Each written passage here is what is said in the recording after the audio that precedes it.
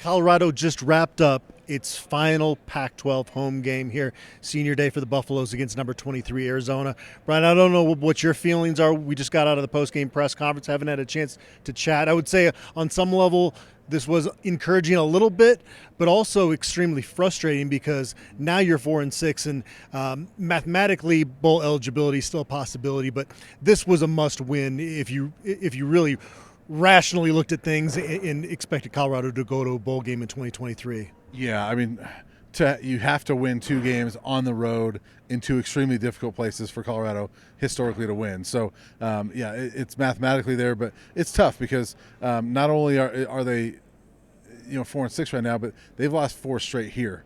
That's the first time since 2015 they've done that. And they're tough ones. Like Arizona's only lead today was the last play of the game when they kicked the field goal. The Buffs had opportunities to win this game.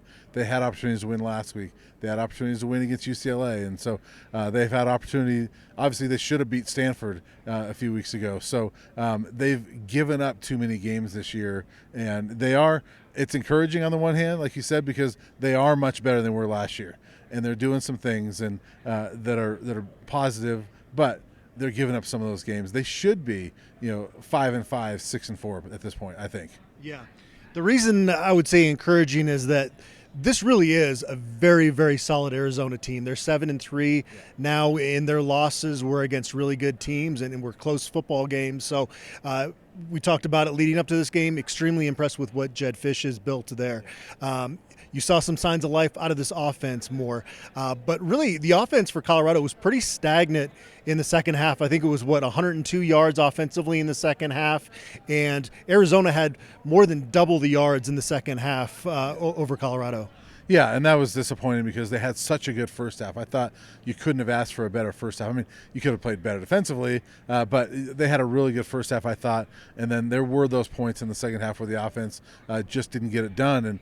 And, you look at the last time they had the football, and Mata misses the field goal, but, there was an opportunity. If you could have scored a touchdown there, that would have been huge. And I thought that Arizona got away with one. That play right before the field goal, actually, I thought should have been a late hit on Shedeur. He mentioned it, actually. The offense just for 60 minutes didn't put it together, and that's a little frustrating probably if you're Coach Prime and if you're Shedeur, that progress, but it's not quite there. Yeah, and it wasn't a good offensive line performance, but it was better than what we've seen. Right. There were less times when Shedeur, guys in his face before he could get to his first option. There were still times he was under pressure. That group has a long way to go, and we'll be talking about the future of that group, I'm sure, more this offseason than any group. Right. There were some signs of progress there. I think the thing that is going to get picked out the most in this football game from a negative standpoint is it's 3rd and 1. You call a passing play, and then you punt the ball. You're near midfield at that point. Anthony Hankerson had just rushed, for those other 9 yards on 1st and 2nd down. Yeah. And he's a pretty tough runner. But Coach Prime says in postgame, hey, we're making those decisions based off practice. We haven't seen the running game be able to convert in those situations in practice. Yeah. That's on this staff for not putting together an offense that can get a yard on 3rd down. Yeah, I mean, they have struggled with that, but again, you're right. It's on the staff for, where is your goal line offense at that point? They bring in the big package, They've done it earlier this year. Remember when they had like Bishop Thomas and Shane Cokes, block up there. They brought in Evan Kissler as an extra lineman at times today. Where is something like that? That's and I asked Coach Prime about that 3rd down, and he said, "Have you watched us all season?"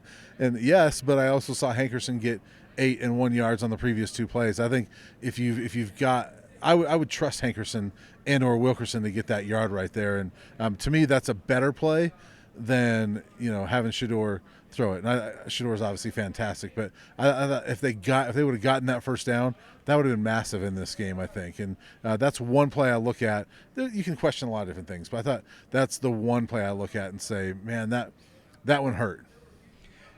Shedeur Sanders was asked by you, is the Stanford loss still lingering in this program? He said, I don't really remember what happened in the Stanford game outside that it was a loss. But that's one player on this entire team. Yeah. We've seen in this program, a loss like that can derail the season, and it's starting to kind of feel like that. Now there are signs of improvement, so there's not quit out there, but yet you said this should be a 5-5 team. Obviously, that's a game that should have been a win.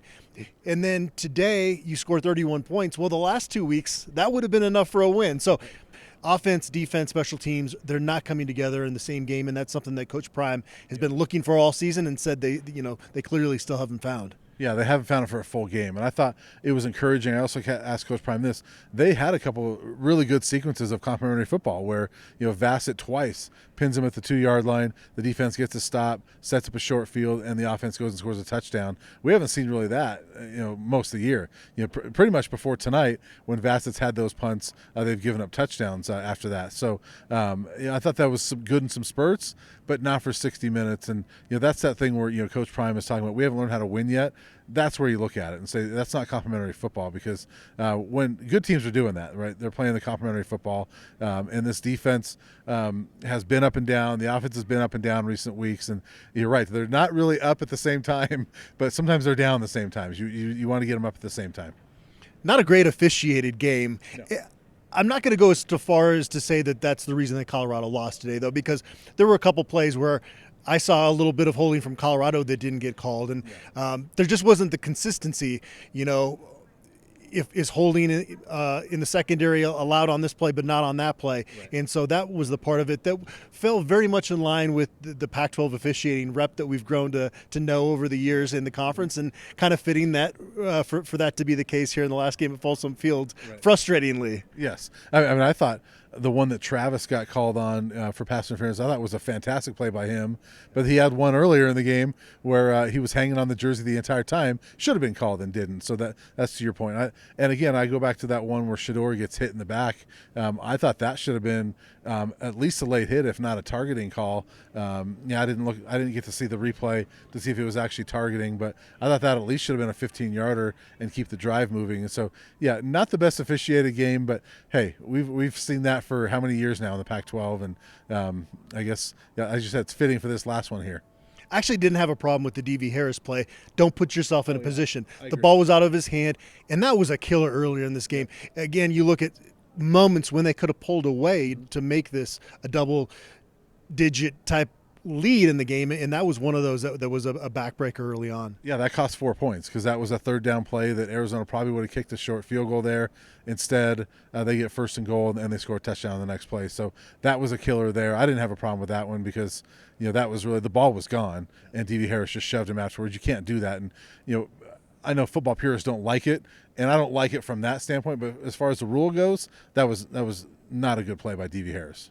As we mentioned, 4-6, 2 more road games, short week out to Washington State, a program that's really been struggling in recent weeks. And I think we're excited this is going to be our last trip to Pullman, right? Yes. I know. I've been there 3 times, and I was looking at the scores this week.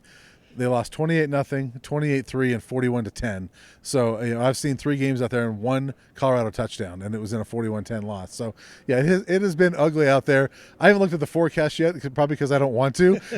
But mid-November, Friday night in Pullman, I'm not expecting it to be like this. Yeah, beautiful day in Boulder. Unfortunately, Colorado not able to get the victory.